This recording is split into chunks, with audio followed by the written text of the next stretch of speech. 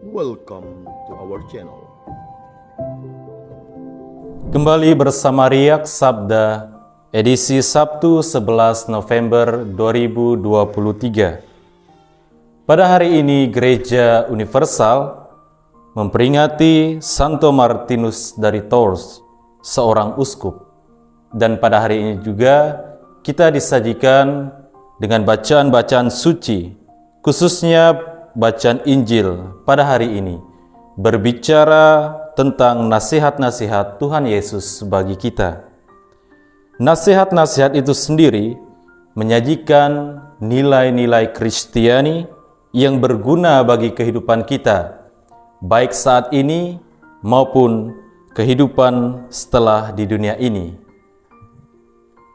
Jika kita membaca dan merenungkan Injil pada hari ini, kita akan menemukan beberapa pesan dan nasihat Yesus bagi kita. Paling tidak ada 4 poin yang dapat kita renungkan dari bacaan Injil pada hari ini. Poin yang pertama, Yesus berpesan agar kita dapat menggunakan harta duniawi dengan bijaksana, yakni sebagai sarana kebaikan dan pelayanan. Umumnya kita memang memandang hal-hal duniawi atau harta duniawi sebagai sesuatu yang negatif dalam kaitannya dengan hubungan kita dengan Allah. Mungkin benar bahwa harta duniawi itu bernilai negatif kalau harta duniawi itu kita pergunakan untuk kepentingan pribadi, seperti kenikmatan dan kepuasan diri sendiri.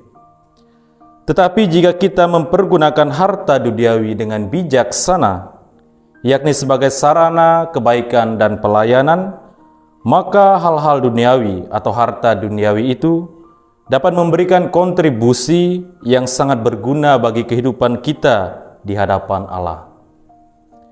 Yesus mengharapkan demikian, tetapi Yesus juga memberi penekanan bahwa kita tidak boleh mengikat diri pada mamun atau harta duniawi tersebut.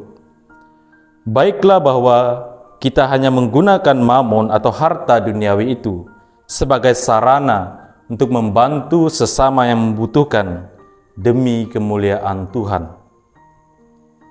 Kemudian poin yang kedua, Yesus memanggil kita untuk setia. Keutamaan kesetiaan ini memiliki tempat yang sangat istimewa dalam kehidupan gereja. Karena hanya melalui keutamaan kesetiaan inilah gereja dimampukan untuk berjalan seturut dengan kehendak Tuhan.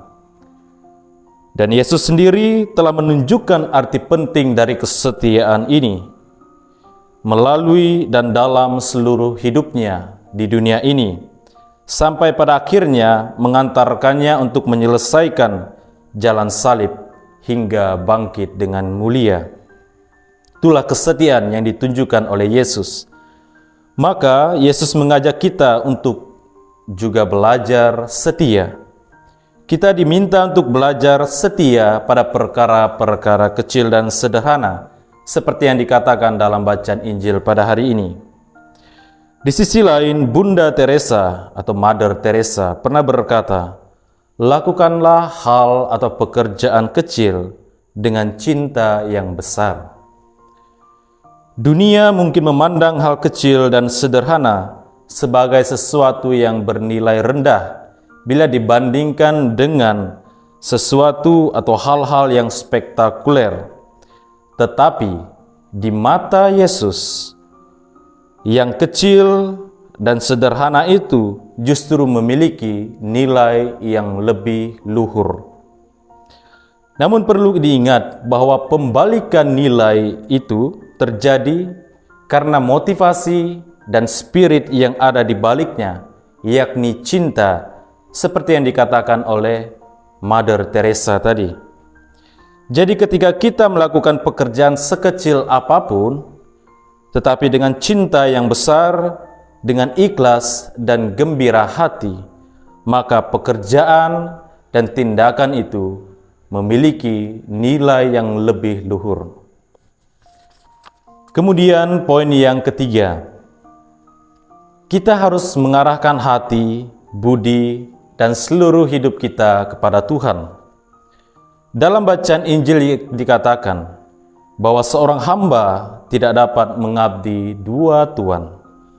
Artinya, kita diminta untuk memilih satu antara Tuhan dan Mamon, agar kita dapat memberi diri secara total kepada apa yang telah kita pilih. Dan dalam hal ini, kita harus memilih Tuhan, sebab Dialah asal dan tujuan akhir dari hidup kita. Maka apapun yang hendak kita kerjakan dan laksanakan di dunia dan kehidupan ini, haruslah demi kemuliaan Tuhan, bukan kemuliaan dan popularitas pribadi.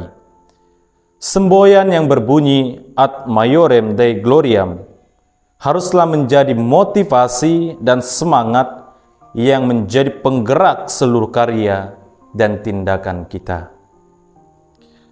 Dan terakhir, poin yang keempat, kita dipanggil untuk menjadi serupa dengan Allah.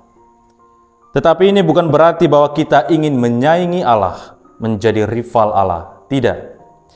Menjadi serupa dengan Allah berarti mau belajar untuk berpikir, melihat, merasa, mendengar, dan bertindak seperti Allah.